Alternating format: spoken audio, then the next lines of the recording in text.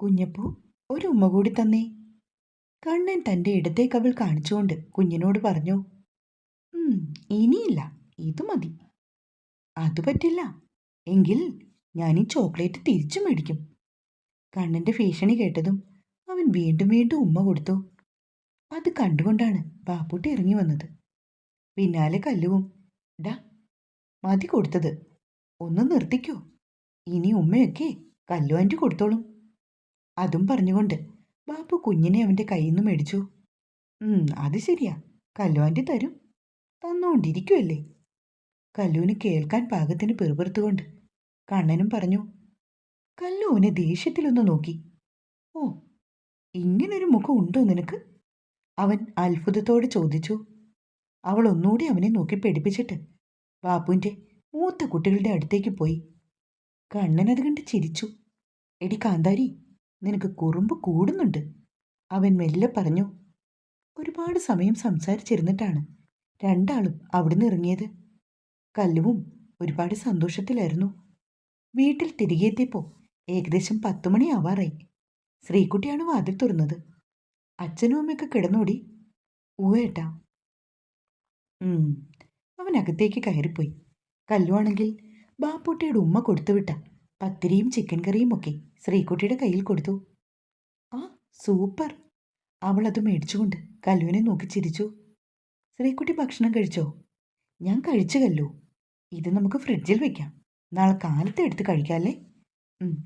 കല്ലു തലകുലുക്കി. "ശ്രീകുട്ടി പഠിക്കുമായിരുന്നു?" "പഠിത്തമൊക്കെ കഴിഞ്ഞു. നല്ല ഉറക്കം വരുന്നുണ്ട്. ഞാൻ കിടക്കാൻ പോവാ." "എങ്കിൽ പോയി കിടന്നോ. ഞാനൊന്ന് ദേഹം കഴുകിയിട്ട് വരാം." "ഏട്ടനെ കൂടി വിളിച്ചിവിടെ നിർത്തിക്കോ. ഇല്ലെങ്കിലേ ഇടിക്കൊക്കെ കറണ്ട് പോകും." "ശരി ശ്രീകുട്ടി." കല്ലു മുറിയിൽ ചെന്നിട്ട് മാറാനുള്ള ഡ്രസ്സൊക്കെ കൊണ്ട് വാതിൽക്കലേക്ക് നടന്നു. "അതേ." അവൾ കണ്ണനെ നോക്കി. അവൻ എന്താണെന്ന ഭാവത്തിൽ ഒരു പുരികു ഉയർത്തി. "ഞാനൊന്ന് മേല് കഴുകിയിട്ട് വരാം. ആ ഉമ്മർത്ത് വന്നിരിക്കുവോ?" "ആ, വന്നേക്കാം. നീ പൊയ്ക്കോ." "പെട്ടെന്ന് വരുമോ?" "ഓ, നിനക്കെന്താ പേടിയാണോ?" "ബാപ്പൂട്ടിയുടെ വീട്ടിൽ വെച്ച് എന്നെ നോക്കി പേടിപ്പിച്ചപ്പോൾ ഞാൻ വിചാരിച്ച നീ വലിയ ധൈര്യശാലിയാണെന്ന്." "എനിക്ക് പേടിയൊന്നുമില്ല. പിന്നെ കറണ്ടെങ്ങാനും പോയാലോ എന്നോർത്തു." അപ്പോഴാണ് കണ്ണൻ തലേദിവസം രാത്രിയിൽ താൻ പത്മയെക്കുറിച്ച് പറഞ്ഞതോർത്തത്. അവൻ്റെ മനസ്സിൽ ലഡു പൊട്ടി. "ഞാൻ വരാം. ഇനി പത്മയെക്കുറിച്ച് ഓർത്ത് പേടിക്കണ്ട." കണ്ണൻ മുണ്ട് മുറുക്കി ഉടുത്തുകൊണ്ട് എഴുന്നേറ്റു. പത്മ എന്ന പേര് കേട്ടതും കല്ലുവിനെ വിറച്ചു. അവൾക്ക് വല്ലാണ്ട് പേടി തോന്നി. കുളിക്കണോ വേണ്ടയോ എന്ന ആശങ്കയും. "വരുന്നില്ലേ?" അവളുടെ അടുത്ത് വന്ന് കണ്ണൻ ചോദിച്ചപ്പോൾ കല്ലു ഞെട്ടിപ്പോയി. "ഓ, മനുഷ്യൻ പേടിച്ചു പോയല്ലോ." "എന്തിന്?" "നമ്മൾ രണ്ടുപേരും ഇത്രയും സമയം സംസാരിച്ച് നിന്നതല്ലേ." "അതെ അതെ, എൻ്റെ ഈശ്വരാ, ഓരോരോ വയ്യാവേലികൾ." കല്ലു പിറുപിറുത്തു. "ഞാൻ വയ്യാവേലിയായോ നിനക്ക്?" "കണ്ണേട്ടനെ കുറിച്ചല്ല ഞാൻ പറഞ്ഞത്." "പിന്നെ ആരാ?" അവന് മനസ്സിലായെങ്കിലും അറിയാത്ത ഭാവത്തിൽ ചോദിച്ചു. "ദേ മനുഷ്യ, ഒന്ന് വാ ഇങ്ങോട്ട്." അവൾ ചാടിത്തുള്ളി നടന്നു പോകുന്നത് കണ്ടതും കണ്ണൻ ചിരിച്ചുപോയി. ബാത്റൂമിൽ കയറി ലൈറ്റിട്ടിട്ടും കല്ലുവിനെ വെറുക്കാൻ തുടങ്ങി. അവൾ പതിയെ വാതിൽ തുറന്ന് വെളിയിലേക്ക് നോക്കി. കണ്ണൻ ഉമ്മറത്തെ കസേരയിൽ ഫോണ് കുത്തി ഇരിപ്പുണ്ട്. "കണ്ണേട്ടാ." അവൾ വിക്കി വിക്കി വിളിച്ചു. "എന്താ കല്ലു?" "ഒന്ന് വെളിയിലിറങ്ങി നിൽക്കാമോ?" "എന്തുപറ്റി?" "ഒന്നും പറ്റിയില്ല." കണ്ണൻ മുറ്റത്തേക്ക് ഇറങ്ങി വന്നു. കല്ലുവാണെങ്കിൽ ഡോർ അടച്ചിട്ട് വേഗം മേല് കഴുകി. വാതിൽ തുറക്കുന്ന ശബ്ദം കേട്ടതും കണ്ണൻ തിരിഞ്ഞു നോക്കി. "ഇത്ര പെട്ടെന്ന് കഴിഞ്ഞോ?" ഞാൻ കുളിച്ചിട്ടല്ലേ പോയത്. ഇതിപ്പോൾ വിയർത്തോണ്ട് മേല് കഴുകിയതാ." അവൾ കണ്ണൻ്റെ അടുത്തേക്ക് വന്നു. "എന്നാ ശരി, ഞാനും കൂടി ഒന്ന് കുളിക്കാം. നീ ആ തിണ്ണയിലിരുന്നു." അവൻ കല്ലുവിൻ്റെ കയ്യിൽ നിന്ന് തോർത്ത് വാങ്ങിച്ചു. "യോ കണ്ണേട്ടാ, എനിക്ക് തന്നെ ഇരിക്കാൻ പേടിയാ." എന്തിന്?" "ഇത്ര രാത്രിയായില്ലേ, ഞാൻ റൂമിലിരുന്നോളാം." കണ്ണൻ്റെ മറുപടി കാക്കാൻ നിൽക്കാതെ കല്ലു മുറിയിലേക്ക് കയറിപ്പോയി. കണ്ണനാണെങ്കിൽ ചിരി അമർത്തി പിടിച്ചുകൊണ്ട് ബാത്റൂമിലേക്ക് കയറി. കല്ലു ജനാലയൊക്കെ ഒന്നുകൂടെ സൂക്ഷ്മമായി അടച്ചോ എന്ന് പരിശോധിച്ചു. ബെഡ്ഷീറ്റെല്ലാം തട്ടിക്കുടഞ്ഞു വിരിച്ചു. അവൾക്ക് നല്ല ക്ഷീണമുണ്ടായിരുന്നു. കാരണം തലേദിവസം ഉറക്കം ശരിയായില്ല. കണ്ണൻ കുളി കഴിഞ്ഞ് തലയും തുവർത്തി മുറിയിലേക്ക് വന്നു. കണ്ണാടിക്ക് മുൻപിൽ നിന്ന് അവൻ മുടിയൊക്കെ ഒന്ന് മാടി ഒതുക്കി. നോക്കിയപ്പോൾ കല്ലു കട്ടിലിൽ ചുരുണ്ടു കൂടിയിരുന്നു. പുലരാൻ തുടങ്ങുമൊരു രാത്രിയിൽ വെറുതെ കിടന്നു മിഴിവാർക്കവേ ഒരു നേർത്ത തെന്നൽ അലിവോടെ വന്ന് നെറുകിൽ തലോടി മാഞ്ഞു. അവൻ പതിയെ പാടിക്കൊണ്ട് അവളുടെ ഒപ്പം വന്ന് കിടന്നു. പാട്ടൊക്കെ പാടാൻ അറിയാമോ? കല്ലു പതിയെ ചോദിച്ചു. പാടാനറിയാത്ത ആരെങ്കിലും ഉണ്ടോ കല്ലു? എല്ലാരും പാടും. അതൊക്കെ ശരി തന്നെ. പക്ഷെ കണ്ണേട്ടൻ വളരെ നന്നായിട്ടാണ് പാടുന്നത്. ഓ, അത്രയ്ക്കൊന്നുമില്ല. അയ്യോ അല്ല, സത്യം. ആണോ? എങ്കിലങ്ങനെ തന്നെ ഇരിക്കട്ടെ. അവൻ കൈകൾ രണ്ടും മാറിൽ പിണച്ചുകൊണ്ട് കിടക്കുകയാണ്. കല്ലു അവൻ്റെ നേർക്ക് ചെരിഞ്ഞും കിടന്നു. എന്താ ആലോചിക്കുന്നേ? അല്പസമയം കഴിഞ്ഞിട്ടും അവൻ്റെ ശബ്ദം കേൾക്കാതെ വന്നപ്പോൾ കല്ലു ചോദിച്ചു. ഞാനൊന്നും ആലോചിക്കുന്നില്ല. നീ കിടന്നുറങ്ങാൻ നോക്കു പെണ്ണേ. അവൻ അവളെ നോക്കി കണ്ണുരുട്ടി. അവളപ്പോൾ ചിരിച്ചുകൊണ്ട് പുതപ്പെടുത്ത് തലവഴി മൂടി. കാലത്തെ അലാറം അടിക്കുന്ന കേട്ട് കല്ലു ആദ്യം ഉണർന്നു. കണ്ണൻ്റെ കൈകൾ തന്നെ പൊതിഞ്ഞു പിടിച്ചിരിക്കുന്നത് അപ്പോഴാണ് അവൾ ശ്രദ്ധിച്ചത്. നോക്കിയപ്പോൾ കമിഴ്ന്ന് കിടന്നുറങ്ങുന്നവനെ അവൾ കണ്ടു. അവൾ പതിയെ കൈയെടുത്ത് മാറ്റാൻ തുടങ്ങിയതും അവൻ പെട്ടെന്ന് അവളെ ഒന്നുകൂടെ ചേർത്ത് പിടിച്ചു. അവനോട് അത്രമേൽ പറ്റിച്ചേർന്ന് കിടന്നതും കല്ലുവിൻ്റെ അടിവയറ്റിൽ ഒരു തരിപ്പ് പോലെ തോന്നി. അവൾക്ക് അനങ്ങാൻ പോലും സാധിക്കുന്നില്ല. കണ്ണേട്ടാ, അവൾ പതിയെ കണ്ണനെ വിളിച്ചു. കണ്ണേട്ടാ, എഴുന്നേക്ക്, സമയം പോയി. അവൾ അവൻ്റെ തോളത്ത് തട്ടി. അവൻ പക്ഷെ ഒന്നുകൂടെ ചുരുണ്ടുകൂടി. കല്ലു 2-3 വട്ടം കൂടി വിളിച്ചു കഴിഞ്ഞപ്പോഴാണ് കണ്ണൻ എഴുന്നേറ്റത്. രണ്ടാളും കൂടി പുറത്തേക്ക് ഇറങ്ങിപ്പോയി. കണ്ണൻ പല്ല് തേച്ചിട്ട് കിണറ്റിൻകരയിൽ നിന്ന് വെള്ളമെടുത്ത് വായും മുഖവും കഴുകി നിന്നപ്പോൾ കല്ലുവും അവൻ്റെ അടുത്തേക്ക് വന്നു. നീ വേഗം വാ, മഴ പെയ്യുമെന്ന് തോന്നുന്നു. കണ്ണൻ ആകാശത്തേക്ക് നോക്കി. ശരിയേട്ടാ. അവൾ വേഗം ബാത്റൂമിലേക്ക് കയറിപ്പോയി. പുറത്ത് മഴ പെയ്യുന്നുണ്ടോ എന്ന് അവനൊരു സംശയം പോലെ. അവൻ പോയി ജനാല തുറന്നു. ശരിയാണ്, മഴച്ചാറ്റലുണ്ട്. അപ്പോഴേക്കും കല്ലു കുളിയൊക്കെ കഴിഞ്ഞ് മുറിയിലേക്ക് വന്നു. തലമുടി വിടർത്തിയിട്ടുകൊണ്ട് അവൾ കട്ടിലിരിക്കുകയാണ്. ആ, ഇന്നിനി റബ്ബർ വെട്ടാൻ പോകുന്നു. പറ്റൂന്ന് തോന്നില്ല. നല്ല മഴ പെയ്യുന്നുണ്ട് കല്ലു. അവനൊരു കോട്ടുവായിട്ടുകൊണ്ട് അവളോട് പറഞ്ഞു. ഏട്ടന് കട്ടൻ ചായ എടുക്കട്ടെ? അവൾ നനഞ്ഞ മുടിയെല്ലാം വിടർത്തി ഉച്ചയിൽ തോർത്തുകൊണ്ട് കെട്ടിവെച്ചുകൊണ്ട് കട്ടിലിൽ നിന്ന് എഴുന്നേറ്റു. ഏയ് വേണ്ട. നീ എന്തിനാ ഇപ്പം എഴുന്നേറ്റ് പോകുന്നത്? മണി 4 കഴിഞ്ഞതല്ലേ ഉള്ളൂ. കിടന്നോ? അത് സാരില്ല, ഞാൻ ചായ എടുക്കാം എന്ന് പറഞ്ഞുകൊണ്ട് അവൾ എഴുന്നേറ്റതും കണ്ണൻ അവളെ പിടിച്ച് ബെഡിലേക്ക് കിടത്തി. ഓർക്കാപ്പുറത്തായതുകൊണ്ട് കല്ലു ഒന്ന് പകച്ചു. അവൾ എഴുന്നേക്കാൻ തുടങ്ങിയതും അവനും അവളുടെ ഒപ്പം കിടന്നു. എന്നിട്ട് തൻ്റെ കൈയും കാലും എടുത്ത് അവളുടെ ദേഹത്തേക്ക് കയറ്റി വെച്ചു. ഇതെന്തായി കാണിക്കുന്നത്? ഒന്ന് മാറിക്ക മനുഷ്യ. അടങ്ങിക്കിടക്കടി, ഇത്തിരി കഴിഞ്ഞു പോയാൽ മതി. അവൻ കല്ലുവിൻ്റെ ഇടുപ്പിലേക്ക് കൈ അമർത്തിക്കൊണ്ട് പറഞ്ഞു. കല്ലു, നീ ഇപ്പം എഴുന്നേറ്റ് ചെന്ന് അടുക്കളപ്പണി തുടങ്ങണ്ട. ഈ സമയത്ത് അമ്മ ഉണരില്ല. 5:30 ഇവിടെ എല്ലാവരും എഴുന്നേൽക്കുമ്പോൾ. പിന്നെ ശ്രീകുട്ടി പഠിക്കാനായി നേരത്തെ ഉണരും. അല്ലാതെ വെറുതെ ഓരോരോ ശീലം ആരംഭിച്ചു വെക്കേണ്ട എന്നാണ് ഞാൻ പറഞ്ഞതിൻ്റെ അർത്ഥം. അവളെല്ലാം മൂളിക്കേട്ടു. നിന്റെ റിസൾട്ട് എന്നാണ് വരുന്നത്? ഈ ആഴ്ച വരും. നല്ല മാർക്ക് കിട്ടില്ലേ? കിട്ടുമെന്നാണ് എൻ്റെ പ്രതീക്ഷ. ഏട്ടാ, എന്തടി കാന്താരി? എന്നെ പഠിപ്പിക്കാൻ വിടാൻ ഏട്ടന് കാശൊക്കെ ഉണ്ടോ? അറിഞ്ഞിട്ടെന്തിനാ? അല്ല, ഞാൻ വെറുതെ ചോദിച്ചോന്നേ ഉള്ളൂ. റിസൾട്ടൊക്കെ വരട്ടെ, എന്നിട്ടല്ലേ കാശ്. എൻ്റെ അച്ചമ്മയ്ക്ക് വാക്ക് കൊടുത്തതായിട്ട് അത് മറക്കണ്ട കേട്ടോ. ആ, ഞാനതൊന്നും ഓർക്കുന്നില്ല.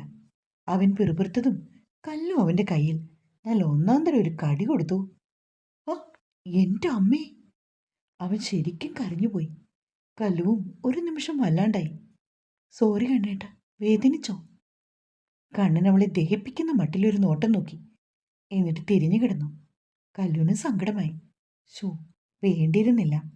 പാവം, വേദനിച്ചു തോന്നു. കണ്ണേട്ട, പിന്തിരിഞ്ഞു കിടക്കുന്നവനെ അവൾ കുലുക്കി വിളിച്ചു.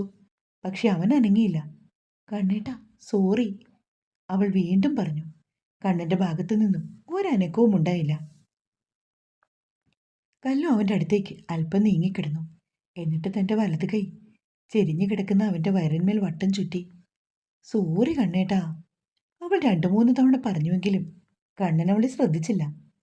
കണ്ണനും ആ സമയം അറിയിക്കുകയായിരുന്നു, അത്രയും ചേർന്ന് തന്നോട് ഒട്ടിക്കിടക്കുന്ന തൻ്റെ പെണ്ണിനെ തൻ്റെ മുഖമൊന്ന് മാറിയാൽ മതി, അപ്പോഴേക്കും അവൾക്ക് കണ്ണീർ പൊഴിയും. എന്നോട് പിണങ്ങിയോ? ഞാൻ സോറി പറഞ്ഞില്ലേ? കല്ലു പതിയെ ചോദിച്ചു. എന്നെയും കടിച്ചോ? അപ്പോൾ സെയിം പിച്ചാകും. കല്ലു വീണ്ടും ഇരുന്ന് പറയുകയാണ്. പെട്ടെന്ന് കണ്ണൻ അവളുടെ നേർക്ക് തിരിഞ്ഞു കിടന്നു. ഒരു വേള ഇരുമിഴികളും ഒന്ന് കോർത്തു. അവൻ്റെ ശ്വാസം കവളിൽ തട്ടുന്തോറും കല്ലുവിൻ്റെ മിഴികൾ താന്നു. ശരി, സമ്മതിച്ചോ? കണ്ണൻ ചോദിച്ചു. എന്ത്? ഞാൻ നിനക്കിട്ട് ഇതുപോലൊരു കടി തന്നോട്ടെ? യോ വേണ്ട, എനിക്ക് വേദനിക്കും. പിന്നെ നീ ഇപ്പം പറഞ്ഞതോ? അത് ഞാൻ അറിയാതെ. അത് കേട്ടതും കണ്ണൻ തിരിഞ്ഞു കിടക്കാൻ തുടങ്ങി. പിണക്കാണോ? കല്ലു അവനോട് വീണ്ടും ചോദിച്ചു. അതെ. എന്നാൽ കണ്ണേറ്റൻ്റെ ഇഷ്ടം പോലെ ചെയ്തു. അവൾ ശബ്ദം താഴ്ത്തി. കണ്ണൻ അവളെ വാരി പുണർന്നു പോയി. കടിച്ചു പറിക്കുന്നില്ല ഞാനിന്ന്, അവൻ മന്ത്രിച്ചു. അവൻ്റെ മുഖം അവളുടെ മുഖത്തേക്ക് ചേർന്നു വന്നു. കല്ലുവാണെങ്കിൽ കണ്ണുകൾ ഇറുക്കി അടച്ചു. അവളുടെ വലം കൈയും അവനെ ഇറുക്കെ പുണർന്നു. ഒരു വേള കണ്ണനും അവൻ്റെ ക്ഷമയും നശിച്ചു. അതുവരെ അടക്കിപ്പിടിച്ച ഓരോരോ വികാരങ്ങൾ മുളപൊട്ടുന്നത് ഇരുവരും അറിഞ്ഞു. അവൻ്റെ അതരം അവളുടെ അതരത്തിൽ പതഞ്ഞതും പറഞ്ഞറിയിക്കാനാവാത്ത ഏതോ ഒരു മായിക ലോകത്തേക്ക് രണ്ടാളും സഞ്ചരിച്ചുകൊണ്ടേയിരുന്നു. അവളുടെ നഖം അവൻ്റെ പുറത്ത് പോറൽ വീഴ്ത്താൻ തുടങ്ങിയപ്പോഴാണ് കണ്ണൻ അവളിൽ നിന്ന് അടർന്നു മാറിയത്. അവൻ നോക്കിയപ്പോൾ തൻ്റെ മുഖത്ത് നോക്കാൻ പോലും ഉള്ള ജാള്യത കാരണം കല്ലു ആ നെഞ്ചിലേക്ക് മുഖം പൂഴ്ത്തുന്നതാണ് കണ്ടത്.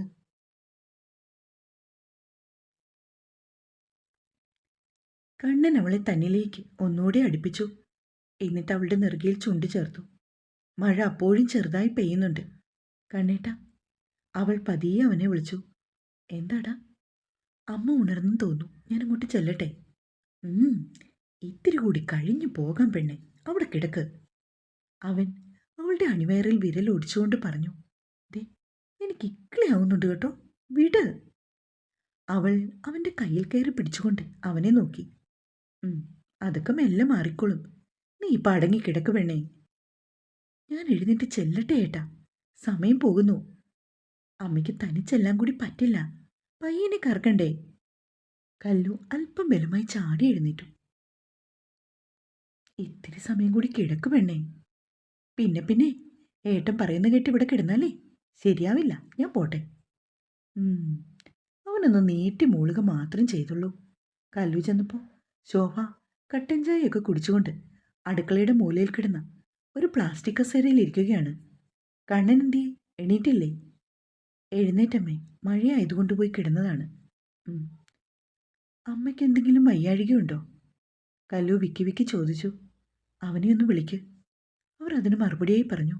കല്ലു വേഗം കണ്ണൻ്റെ അടുത്തേക്ക് ചെന്നു. കണ്ണേട്ടാ, ദേ അമ്മയ്ക്ക് എന്തോ വയ്യാഴിക പോലെ, ഏട്ടനൊന്നു വാ. കണ്ണൻ ചാടി എഴുന്നേറ്റു. എന്തു പറ്റി? അവൻ കയ്യിൽ മുറുക്കി എടുത്തുകൊണ്ട് ചോദിച്ചു. അറിയില്ല, മുഖം കണ്ടപ്പോൾ എനിക്ക് അങ്ങനെ തോന്നി. ചോദിച്ചിട്ടൊന്നും പറഞ്ഞതുമില്ല. രണ്ടാളും കൂടി വേഗം അടുക്കളയിൽ ചെന്നു. അമ്മേ, എന്താ അമ്മേ? ഓ, അങ്ങനെ പ്രത്യേകിച്ചൊന്നും ഇല്ലടാ, എൻ്റെ ഈ കൈക്ക് നല്ല നീരുണ്ട്, വേദനയും. അവൻ അടുത്തേക്ക് വന്നതും അവർ വലത് കൈ മകൻ്റെ നേർക്ക് നീട്ടി കാണിച്ചു.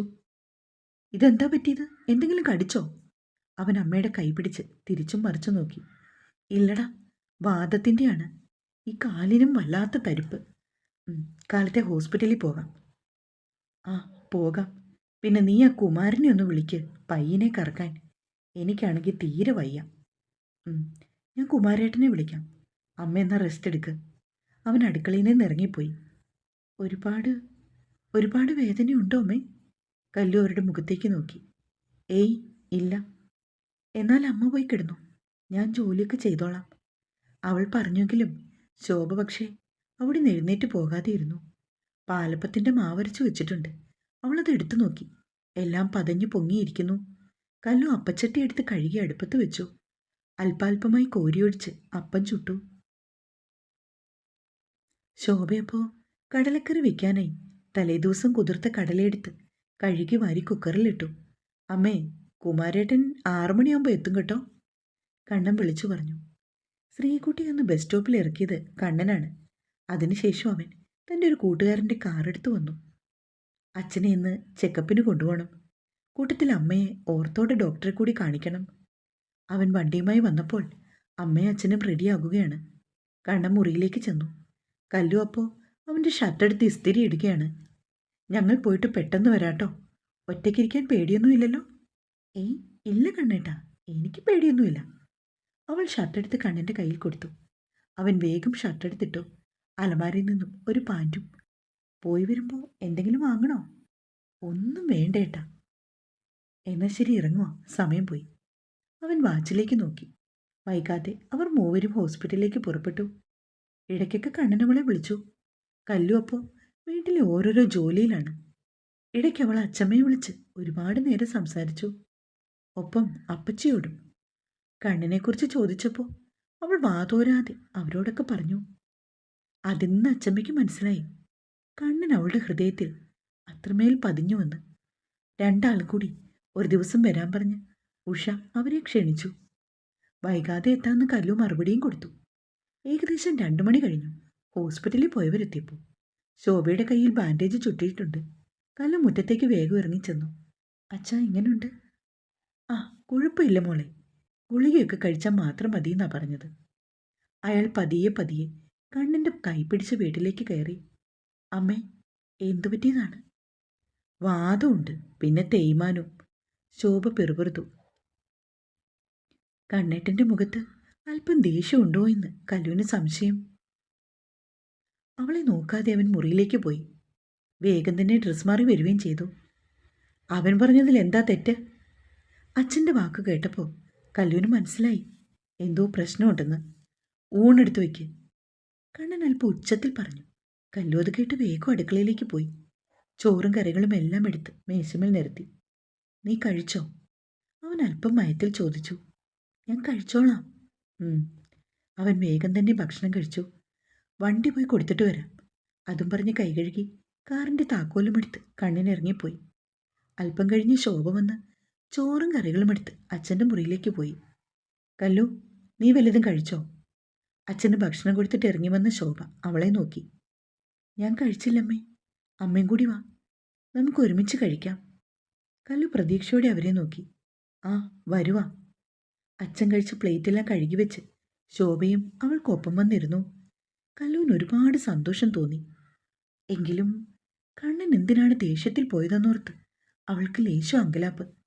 ഭക്ഷണം കഴിച്ച് തീരും മുന്നേ കണ്ണൻ ബൈക്ക് മുറ്റത്ത് വന്നു. അമ്മേ. എന്താടാ? കുമാരേട്ടൻ ആരോടെങ്കിലും ചോദിച്ചു നോക്കാമെന്ന് പറഞ്ഞു. ആളെ കിട്ടാനാണോ പ്രയാസം? കണ്ണ, വെറുതെ നമ്മൾ തമ്മിൽ ഇനിയൊരു വഴക്ക് വേണ്ട. മര്യാദയ്ക്ക് ഞാൻ പറയുന്നത് നീ കേട്ടാ മതി. പിന്നെ അമ്മ ഇത് എന്നാ ഭാവിച്ചാ? ഡോക്ടർ പറഞ്ഞില്ലേ ഇനി ഇതിനെയൊന്നും വളർത്തി നടന്നാൽ എവിടെയെങ്കിലും വീണു പോകത്തേ ഉള്ളൂന്ന്? അവൻ ശോഭയോട് ദേഷ്യപ്പെട്ടു. ഡോക്ടർ അങ്ങനെ പലതും പറയും. ഞാനേ ഈ പണി തുടങ്ങിയിട്ട് വർഷം 10-30 കഴിഞ്ഞു. അമ്മയും മകനും അങ്ങോട്ടും ഇങ്ങോട്ടും തമ്മിൽ ഒന്നും രണ്ടും പറഞ്ഞ് വഴക്കിട്ടു. ശോഭയ്ക്ക് കാലിൻ്റെ മുട്ടിന് തേയ്മാനമുണ്ട്. അത് ഓപ്പറേഷൻ ചെയ്യേണ്ടി വരും. അതുകൊണ്ട് ഇനി പൈക്കളെയൊന്നും നോക്കണ്ട. അവയെ ആർക്കെങ്കിലും വിൽക്കാമെന്ന് കണ്ണൻ പറഞ്ഞു. അതിൻ്റെ പേരിലാണ് അമ്മയും മോനും തമ്മിൽ കോർക്കുന്നത്. കല്ലു ഒന്നും മിണ്ടാതെ അപ്പുറത്തേക്ക് മാറിപ്പോയി. ശോഭ തഴുത്തിലേക്ക് നോക്കിയിരുന്ന് പദംപെറുക്കി കരയുവാണ്. ശ്രീകുട്ടി വന്നപ്പോൾ ശോഭ കാര്യങ്ങളെല്ലാം പറഞ്ഞു. അവളും പക്ഷേ കണ്ണൻ്റെ പക്ഷം ചേർന്നു. ഏട്ടൻ പറയുന്നതാണ് നല്ലത്, അമ്മയ്ക്ക് പറ്റുമല്ലോ, അതെങ്ങനാ? ശോഭ അവളോട് തട്ടിക്കയറി. അവൾ തിരിച്ച് അമ്മയോടും ദേഷ്യപ്പെട്ടു. അന്ന് രാത്രി കണ്ണൻ പുറത്തു പോയിട്ട് വരാൻ അല്പം വൈകി. കല്ലുവിന് ഭയം തോന്നാതില്ല. ഫോൺ വിളിക്കാനും പേടി. ഇനി വണ്ടി ഓടിക്കുകയാണെങ്കിലോ? അവൾ ചിന്തിച്ചു. രാജയെ വിളിച്ച് ശ്രീകുട്ടി സംസാരിച്ചുകൊണ്ട് ഉമ്മറത്തിരിപ്പുണ്ട്. ഏകദേശം 1/2 മണിക്കൂർ കഴിഞ്ഞ് കാണും കണ്ണൻ എത്തിയപ്പോൾ. കയറി വന്നപാടെ അവൻ അച്ഛൻ്റെ മുറിയിലേക്ക് ചെന്നു. എന്നിട്ട് എല്ലാവരോടും സംസാരിച്ചു. രാജയെ ഫോൺ വിളിച്ചുകൊണ്ട് വന്ന ശ്രീകുട്ടിയോട് അവൻ അകത്തേക്ക് വരാൻ പറഞ്ഞു. അവളും കല്ലുവും അമ്മയും ഒക്കെ ചെന്നു. എന്താടാ നിനക്ക് പതിവില്ലാത്ത സന്തോഷം? ഒക്കെ പറയാം. അവൻ അച്ഛൻ്റെ അടുത്തിരുന്നു. ഫോണിൽ നിന്ന് ഒരു ഫോട്ടോ അച്ഛനെ ആദ്യം കാണിച്ചു. ഏകദേശം 10-28 വയസ്സ് തോന്നിക്കുന്ന ഒരു പയ്യൻ. ഇതാരാ മോനെ? ഒക്കെ പറയാം.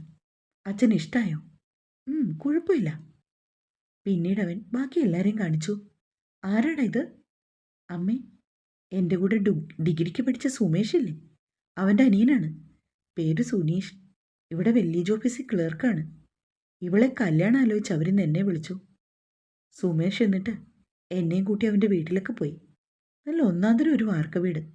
മുറ്റത്ത് കാറും 50 സെൻറ്റ് സ്ഥലമൊക്കെ ഉണ്ട്. നല്ല പയ്യനാണമ്മേ, ഇവക്ക് ചേരും. ഒറ്റ ശ്വാസത്തിൽ കണ്ണൻ പറഞ്ഞു. എല്ലാ മുഖത്തും സന്തോഷം നിറഞ്ഞു. ശ്രീകുട്ടി മാത്രം പക്ഷേ ആലോചനയിൽ നീണ്ടു നിന്നു. തുടരും.